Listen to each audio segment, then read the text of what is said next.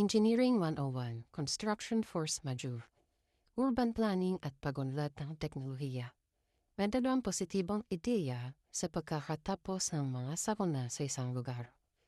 Pinaunlad na urban planning at pagtaas ng antas ng teknolohiya.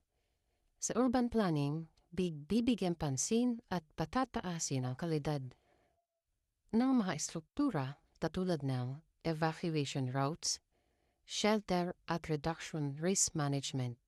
Sa pag-unlad ng teknolohiya, magkakaroon ng mabilisang solusyon sa mga bagay na makatutulong sa pagsagip sa mga sakuna.